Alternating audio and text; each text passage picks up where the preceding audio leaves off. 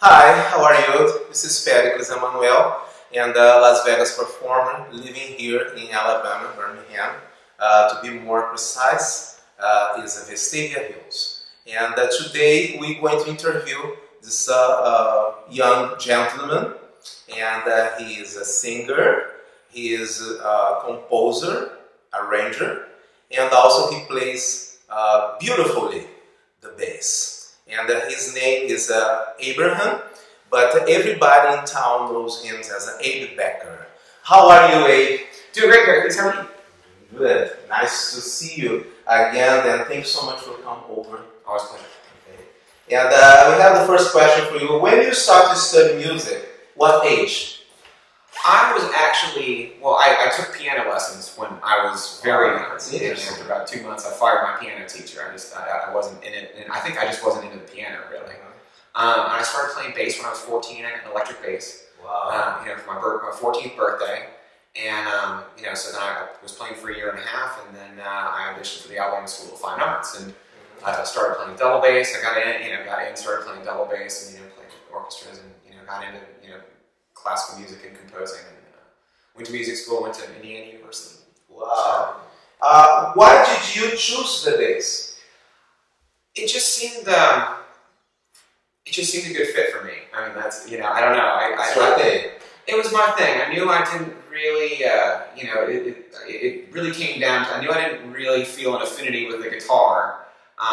And so it was sort of down to bass or drums for me, and bass seemed easier to move and easier to practice because they weren't so loud. Okay. Are you able to play the guitar too?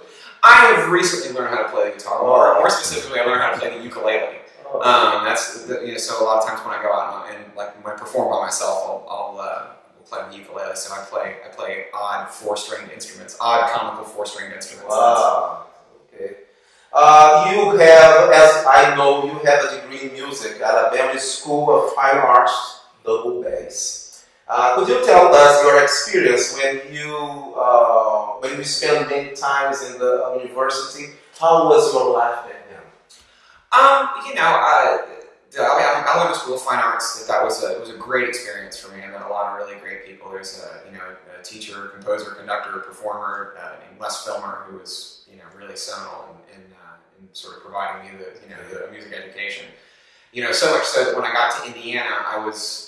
I liked it. There were certain things I really liked about it, and there were a lot of things I didn't like about it. And I just sort of realized that I wanted to do something. It was more conservative school at that time, like musically, and that they were sort of more dismissive of pop music and jazz in a way that I think really no one in the musical world can afford to be. At this point, at least we have new tolerances that you just sort of have to. I feel like you have to. Good to know. Thank you so much for sharing this. You told me 2 weeks ago your parents, they're not musicians, and also you don't have any relatives as a professional musician as you, except your grandmother. Could you tell us something about her? Oh, I mean, she played. She played in church. In church. This I think was actually my great grandmother. Great grandmother. Yeah, and so what kind of instrument she played? She played piano. She was a pianist, and I think she did some amount of traveling around and playing in different churches and as a part of the thing. But I don't think it wasn't like her career. Okay. But there's no musicians really in my immediate family, and my father, man, he can't carry a tune in the bucket. Let's not talk about that. Well, he'll be the first one to tell you.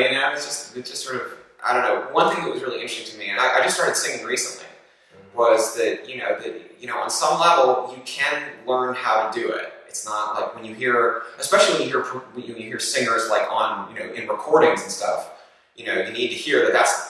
They spent a lot of time, and money, and effort, making them sound that good. And then when you are singing, and even professional singers singing live, you make it as clean as you can, but it's a journey. It's developing, and if you expect you to sound like Christina Aguilera, no, that's not going to happen. But if you want to work at it for a couple of years, you can get to the point where you can sing professionally. It's a very good point, as you say, and as you know, I'm a singer. and I have been studying jazz for many, many years, decades. And the greatest, Ella Fitzgerald, Sarah Vaughan, all these great ones, they said, if you really want to know and sing and perform very well, work at night.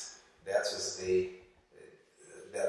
was their university in music. Right. Besides what they learned technically and everything.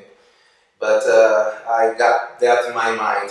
So, what's your major hero, idol in the bass world? Who is your major influence? Oh, well, you know, I grew up with Motown. You know, when I was like 4 or 5, I really loved, you know, Diana Ross, and you know, it's just that sound of it. I would listen to those songs, and I could sort of pick out all the different instruments. I was like, well, what is it that makes that? What's it that makes the sound? It makes it sound whole. And I realized it was the bass, and it was, you know, so that guy James Jamerson, and also there were other Motown bass players, Carol Kay and Carol Kay. Oh, you know, yes, as I saw an interview, I watched interview with her. She's wow. She's otherworldly. I mean, she's so good. I mean, and I love that style of sort of pop playing where it's, you know, where it's not about the virtuosity. There is virtuosity, but it's virtuosity that's intended to sort of blend into the background. Exactly. I just, you know, that's just like aesthetically, it's like, God, how do you do that? You know, how do you? And not to mention, she was in that music industry back in the 60s, 70s. I'm not sure if she's, I believe she started in the 50s, but she was very popular, and everybody was requiring her. In the middle of the 60s and 70s, she was a woman, which is very unusual. Woman doing that kind of job. Yeah, very unusual at that time. I mean, like she's, you know, one of the many pioneers. You know, developing up these things, and let's make this a society that includes, you know, both genders and, you know, and more people, and, you know, it's important, you know, and the fact that she's spectacular.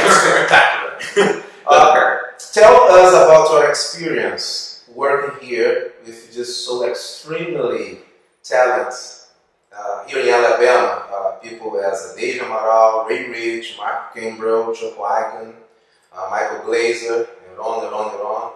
And the list is endless. It's so beautiful people and marvelous musicians here in Alabama, so talented. What kind of water wine they What is going on here? Yeah, no, I mean, my experience of playing here is I've, you know, been really privileged to work with a number of musicians who are extraordinarily talented, and, you know, and really wonderful human beings, you know, and that they're. And that the scene here, it's not like the scene in a lot of cities. I mean, I'm sure that there are some places where it gets pretty cutthroat and people sort of have little tips and, you know, stuff about gigs and stuff. But that for the most part, it's a pretty square and fair community.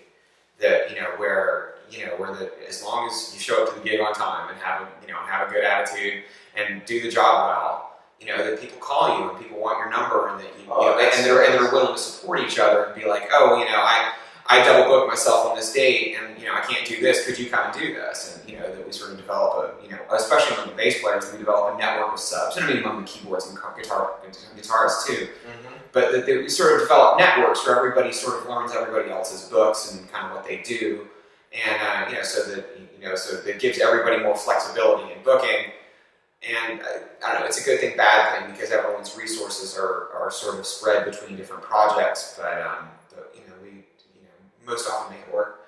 Oh, that's good. So you're saying here in Alabama, Birmingham, the guys, professional musicians are getting closer as professionals and friends. Yeah, there is no that kind of horrible, like I came from Las Vegas and California, New York, this horrible competition between the musicians, because they have so much money in there, and the opportunities they don't help each other.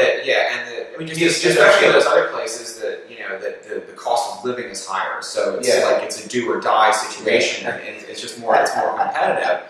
And that whereas here it's less costly to live, and I think that there is a richer genuine tradition of locally live performed music. That's not, you know, I think that's one of the things about the South, that it's that people were less sort of caught up in getting and spending.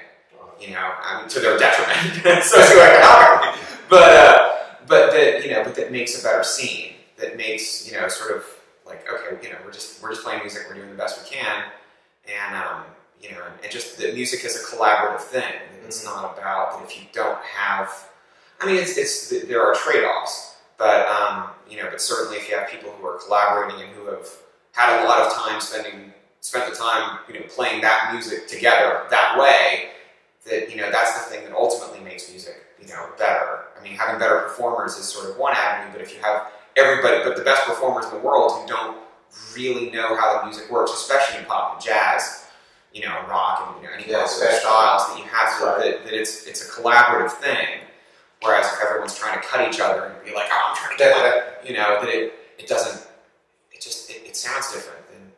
And there's something about the way that the language works, the sort of the pace of the language. I think that's one thing. As a, you know, I grew up, you know, until I was 10 in Connecticut. Everybody speaks a lot but down here. And like my tendency is the opposite. I tend to talk fast when I get nervous, and so. But it's sort of that's a part of, and the way the vowels come out, the flexibility of the vowels in the language, the IE merger. Oh, I'm going up over the heel. Wait, a heel? Or a hill? But that flexibility with vowels is one of the things that makes, I don't know, the soul music sound better. You know, it's like the soul music from here. I don't know. It's just the, you know, just that southern sound, and it just sort of gets into things. And so that's my experience of it. How did you get the right inspiration to compose your songs? How did the magic happen? How did the magic happen? Beats me. You know, it's just sort of like, you know, sometimes, you know, the process of writing every song is a little bit different. You know, it's not like, you know, every time you're making a lunar lander. You know, it's like, well, no one's ever made a lunar lander before. It's this you know, novel product, and so it's like, okay, you can have a plan. Well, I'm going to spend this much time on this and this much time on that. Okay. A lot of times you work really hard to have a lucky accident.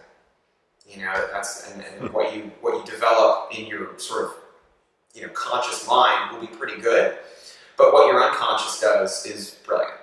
Okay. And you know, I should know about that. That's interesting. That's how I feel about it. Yeah, that's really how I feel about it. And like the best stuff that I've ever written, or that I feel I've ever written, just sort of came to me. I've had sort of different experiences and met with sort of different success, but it's just a particular combination of words and melody and phrasing and rhythm that all just kind of go together in a package to go, oh, yes, I've heard that before. Okay, that's great. But I've never heard it before, you know, it's like that you know, that's how I think about it. So, what are your ambitions for the future? Well, I aspire to be middle class. No, you know, it's, you know, I try to keep myself as busy as I can to get my playing and my performing, and, you know, just to make myself, you know, more available, and you know, and I guess one of the things that allows me to do that is that, you know, I'm more versatile than a lot of players. You know, I play electric bass, I play double bass. Yeah. You know, I sing, I can sing backups. I write, and that's really what I want to. You know, what I spend a lot of time, you know, sort of doing is, you know, is writing songs and to sort of get better, because that's an avenue that, you know, that to getting to the point where I'm not having to do so much carrying on, and, you know, I mean, like carrying equipment and just, you know, playing 4 shows a day if I can, and, you know, and it's just that's great. Actually, I'm going to record 3 songs which he's composed very soon. We're going to work on this beautiful thing. Tell some positive as an example for the young ones, the young generation, which start to study jazz music, whatever. What kind of positive thoughts you have for this young starting right now? You know, I would say that you want to, you know, learn your, you know, you want to develop your instrument, and you want to develop, you know, your ear, and sort of develop those together. There's a lot of emphasis, I mean, specifically in sort of traditional music education, where we're reading notes off of a page. Mm-hmm. And that's a great skill, and that's critically important. And I'm not saying don't develop that, but unless you develop your ear and your ability to interact and to improvise and to, you know, and to do that on the fly, it's always good. It's always going to seem stiff. But if the music just sort of comes from you, then it's easier. And the way that you do that is just sit down with 10 of your favorite records and learn all the parts. Learn all the parts. Just learn, figure out what the drummer's doing, figure out what the bass player's doing. I mean, you don't necessarily have to be able to get to the point where you can play it. But if you could write it down and express it to somebody else, then you know how it goes. Okay. That's what I recommend. Thank you so much, Abe Becker. We interviewed Abe Becker right about here. Are you already to do some music? I'd love to. Okay, thank you. Thanks, Pericles. Thank you.